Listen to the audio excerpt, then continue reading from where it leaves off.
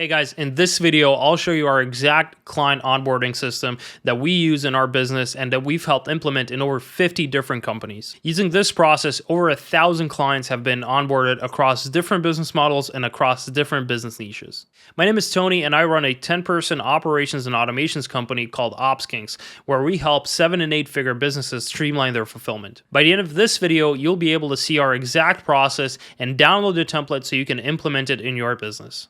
I'll also ask you to subscribe and like this video if you want to see more content just like this. All right, so there's going to be three main components of this video. Number one, I'm going to show you our exact onboarding template we're using in our business for across all of our clients, which is a direct result of working with over 300 companies, helping with their automations. So this onboarding template, I'm going to walk you through exactly step by step, every single part here, all of the automations, all of the best practices we've seen, and actually help you turn that into a process map for your own business. There's also going to be a download in this video below that you can access to do it. So I would say if you want to go into the description right now, you can get this download right away. And in this video, I'll basically show you how to go from a template to a full flow that actually matches your company. Also, I'm going to show you our exact onboarding process as well, which is going to show you all the automations, all the messages, all the forms that we use. So you can steal it or use it yourself or try to get some lessons out of it. There's some really cool stuff with custom Slack messages and Slack bot stuff that we were able to input. So we're going to be walking over through that. And then the final thing and the coolest thing is we'll go through an actual live map out of everything that we basically learned at the first 2 points, and then show you guys an exemplary agency on actually how everything works. In terms of OpsKings, we've helped over 300 businesses with operations from 10,000 a month to 3 million per month.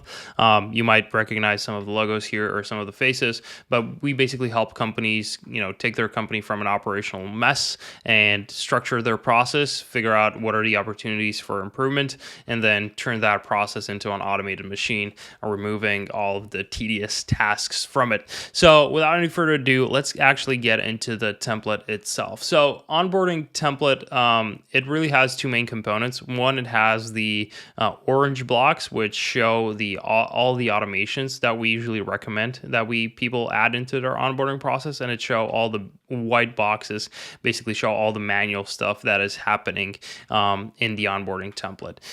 So this is what we call a company brain. So this is a business process map out of a specific business. So in this case, everything starts off on the onboarding with a verbal close, right? So a lot of the time, you hop off of a sales call and the person, you either collect payment information on the call or you get verbal confirmation that the person wants to purchase your service. So that what we consider the start of the entire process is the verbal close.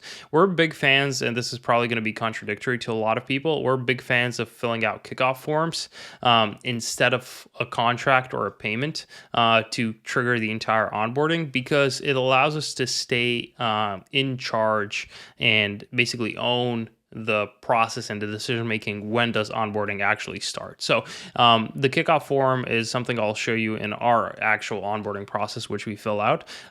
So you're going to be able to see all the details in that. In terms of the verbal close, basically that kickoff form triggers a verbal close automation that does basically setup of basic infrastructure stuff in all of, in our case, Airtable, but it could be our project management tool. So creating all the infrastructure stuff, creating all the internal and external Slack channels, inviting the clients, inviting the Slack bots and stuff like that. So in this case, a lot of the time we just set up the infrastructure, the Google Drives, everything that's important for you to be able to handle the client down the line. But it's still not overwhelming in terms of if that person actually doesn't convert from a verbal close into a full-on contract that's been signed. It's not something that's difficult to archive and basically not lose out on. So after we send the contract out to the client, most of our clients use PandaDoc, some use DocuSign or whatever other software, we basically reach our first decision tree. So decision trees are shown in this shape, which basically signify a decision point where a person can either sign a contract contract, or in this case, they don't proceed if they don't sign a contract.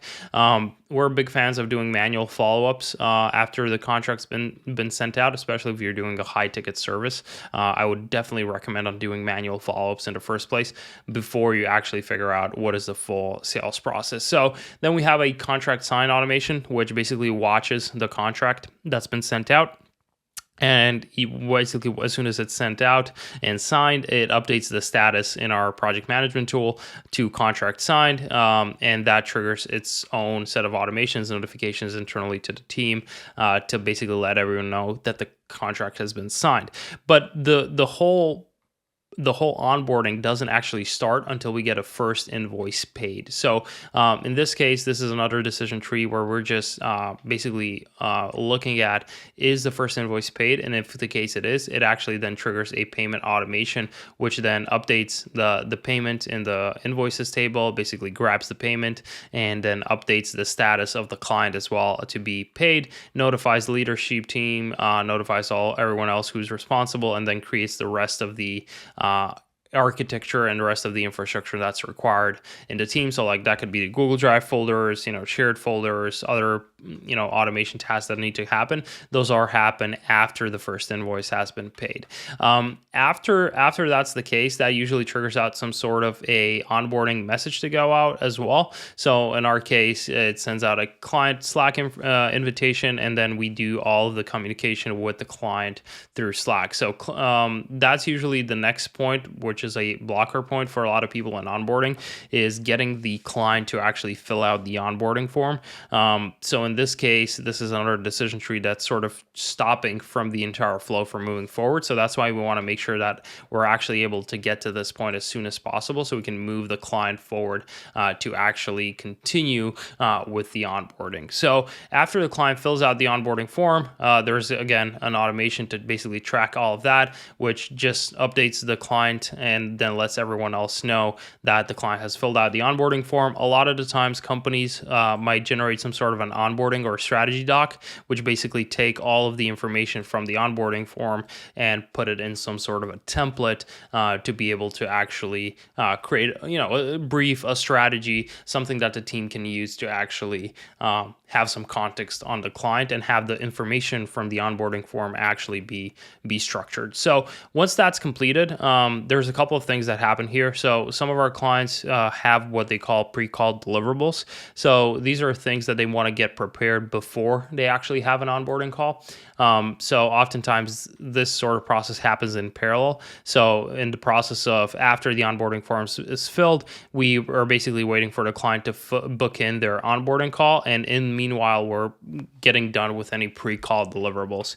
Also, if there's any follow-up in terms of the client not booking an onboarding call, really big fan of doing that manually, especially in the first stages until we get the process to be super, super clear. So when you're watching for this onboarding call, a really good tip that we normally tell our clients to do is to put the onboarding call link in the actual completion page of the onboarding form. That way, you never get a chance when someone actually books in an onboarding call before they fill in an onboarding form. And that's oftentimes the case if you send out an email that has both links. So here's the link for you to fill out the onboarding form, and here's a link for you to book an onboarding call. So you can avoid that by just having the link for booking the onboarding call on the completion page of the onboarding call. Cool. And then once that happens, some notifications might trigger off, some notifications might not. Oftentimes you're using Calendly or some other calendar tool, so that's usually going to notify everyone.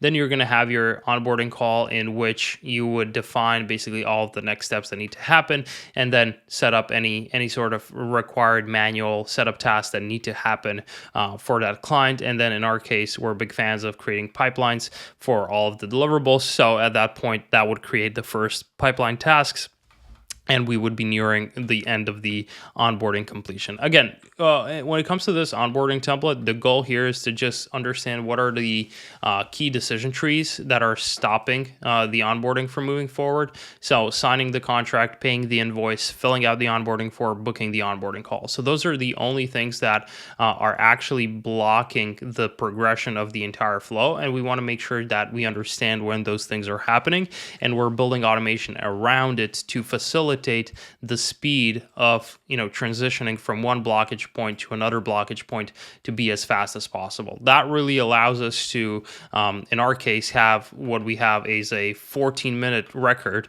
of being able to do that, because our automations are set in place where every single blocker point gets completed. That triggers another automation that expedites the client to actually get to the next point. So that's going to be the entire theme of the onboarding template. And in the live map out, you'll see how we use this logic to actually get to the next step. So the live map out will look a lot like this, where we basically take that template and then customize it to a specific business. So we might add more context, we might add activation points, or might add like improvement opportunities. But basically, you want to take the template that we have here and turn that into a custom process map that actually matches your business. And that is going to be the best way for you to actually understand what is the best way to do onboarding in the first place.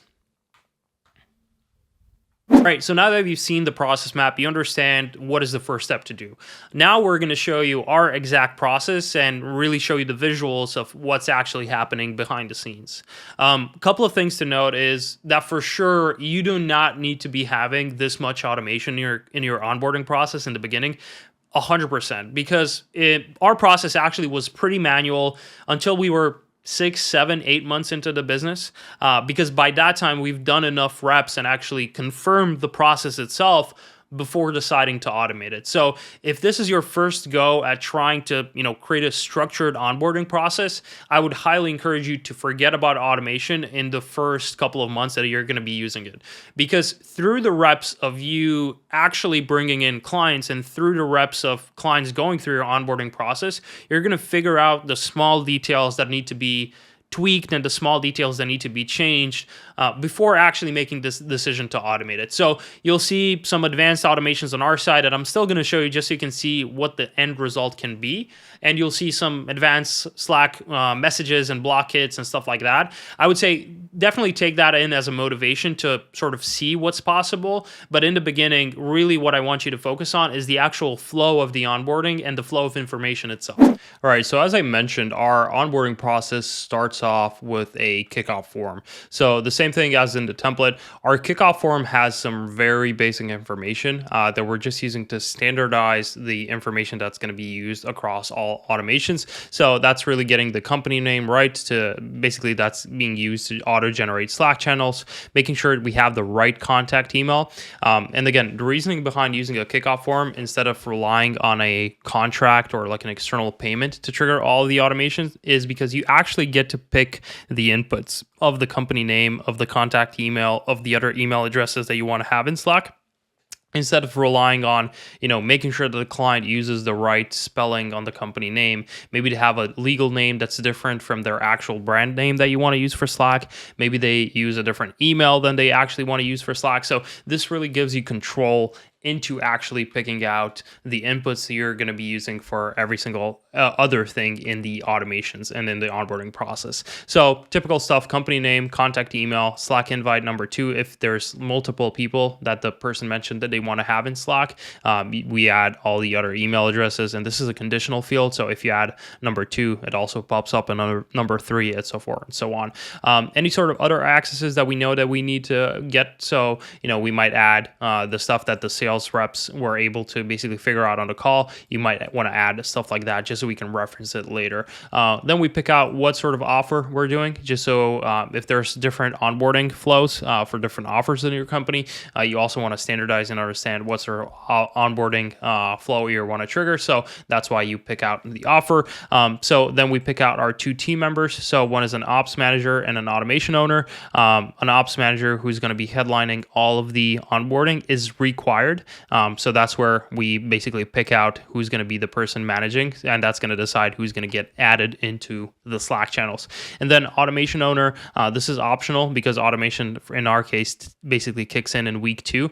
So it's optional, and if you don't want to select it right now, we basically send out a ping in 2 weeks that, hey, it's time for you to select an automation owner.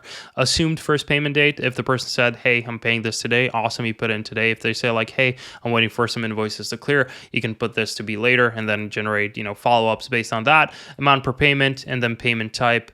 depending on if it's a retainer or a paid in full, and then also is it a three time 3 payments, 4 payments, 5 payments, stuff like that. So you basically get to log that as well, because that's going to create payment records on our finance base. So really quick kickoff form on our side. Again, the goal here is to just the standardized inputs that you're going to be using in the actual automation. Then we have a huge onboarding automation that creates a lot of these infrastructure. And I have it pulled up actually. I'll just walk you through real quickly. So, it starts off with a webhook. Our form triggers a webhook. Then it creates all of the, creates a record. Then it routes it to see if there's existing records. It creates all the Google Drives, all the Slack channels stuff, and basically creates all the basic infrastructure and then stores everything back in Airtable. Again, won't go too deep into that. Probably requires a video on its own, but yeah, there's an onboarding automation that just creates the infrastructure in the first place. One of the things that happens after that automation basically completes is we get an automation successful notification.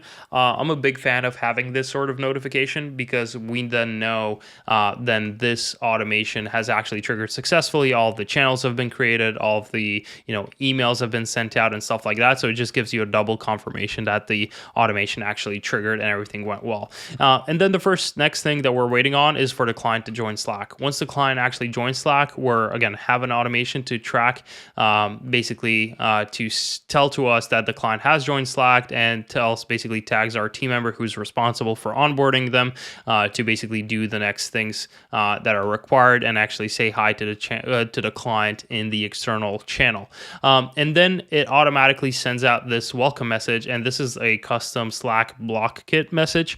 This is a bit more advanced. If you haven't really messed with Slack apps and stuff like that, it's probably an overkill, but you can send out a normal templated message. So we send them out, the basic stuff, welcome, glad to have you here, and then all of the accesses and stuff that we require for them to actually go through. So Airtable make, inviting us to their Slack because we need their workspace as well, Google Drive access, and then any important information. And then we finally give them a link to an onboarding form for them to fill out. And that message gets sent out automatically as soon as the person joins. So in the case where, you get a person that joins at 2 a.m. and your CSMs or your account managers aren't up, having an automated message, even like this, really helps out get that message across, and the client can start acting on it right away.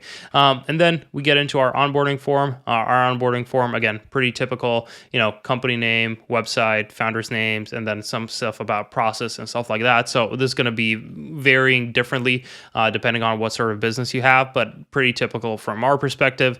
And then once that's filled in, we get an internal notification that it's been filled in. That information gets updated in the client records, and that basically completes our onboarding.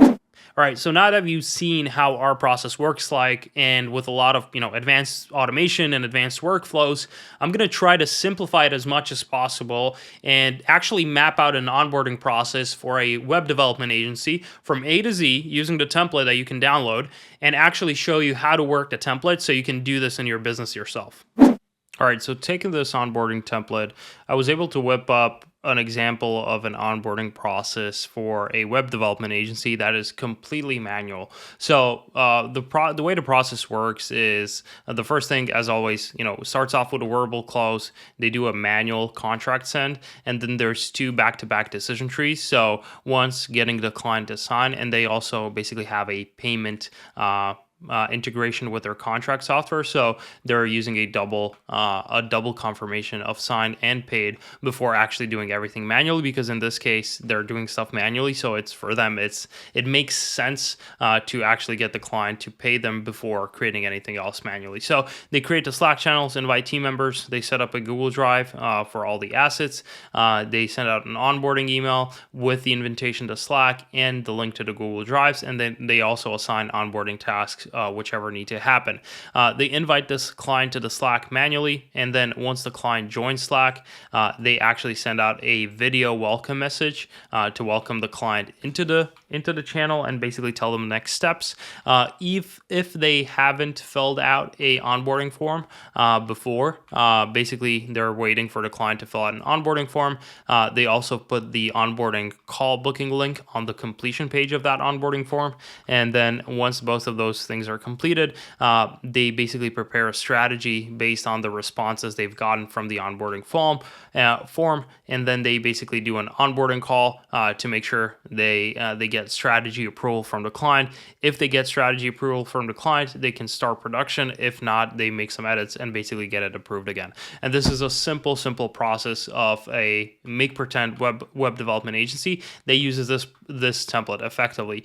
Signing the contract, for first invoice getting paid, clients filling out the onboarding form, and then booking the onboarding call. The four main blockers that are happening in this case, they're sort of stacking them into together as well, just to make sure that everything's done. They also have an additional blocker, which is strategy approved. So in this case, they need to get approval on the strategy before they actually start the rest of their production. The way they could automate it super simply, just inviting the Slack channels, creating the Slack channels, inviting the team members, Google Drive, stuff like that. Everything can be automated super simply. And then even preparing a strategy based off of the onboarding form could be automated as well. All right, so now that you've seen the entire process, the couple of things that I want you to focus on is, number one, understanding that this isn't just a copy-paste template you need to put into your business. And this one isn't, and any other template you find online isn't a copy-paste template you should implement in your business. The fact is, as you've seen right now, your business is unique and your way of working with clients is unique compared to any other business. So highly encourage you to go through this process that I've just shown you and actually map out the exact process you want to be having in your business before deciding to implement anything and actually get your clients to experience it. The second thing is, you probably do not need to automate anything in your client onboarding process if you at least haven't onboarded 20 to 25 clients with your new onboarding process. The reason why I say that is only through onboarding new clients will you actually understand what is there that actually should be automated versus that what is a nice to have. And I understand the point of everyone wanting to have really nice Zapier automations that they can brag about, and you fill out a form, the other thing pops off on the other hand, and I get that. But honestly, walk through the process 20 times, 25 times with different clients until you dial down on the process itself, and only then you can start thinking about actually automating it. And the third, and probably the most important point, and it builds on the first 2 points, is focus on the client experience, not your experience. What I mean by that is, I know everyone wants to automate and structure their onboarding process to be as simple as possible for them. But in reality, your onboarding process is there for your client, not yourself. So when thinking about this process, when thinking about automating it, when mapping it out, when talking to your team, talking to your clients, the one thing you should be focusing on is, how does the client actually experience this entire process, rather than how do you feel about it or how does your team feel about it. If it requires for you, if you think that, maybe filming a Loom video or sending out a voice note to your client is going to be a better experience for them, and it's probably going to take you a bit more time and manual work, and that's going to result in a better process, then that's probably a good decision to make. So I would highly encourage you to think about it from a client-specific viewpoint first before thinking about yourself, until you get to the point where you're onboarding dozens of clients per week and it's actually taking an operational load on your business. So the next steps for you is to download the template in the description below and go through the exact process that I've just shown you previously and implement it in your business, and actually let me know how it goes. If you like this video, I would ask you to subscribe to the channel, and if you're a small agency owner, watch this previous video that I've filmed on how to escape small agency hell and actually scale.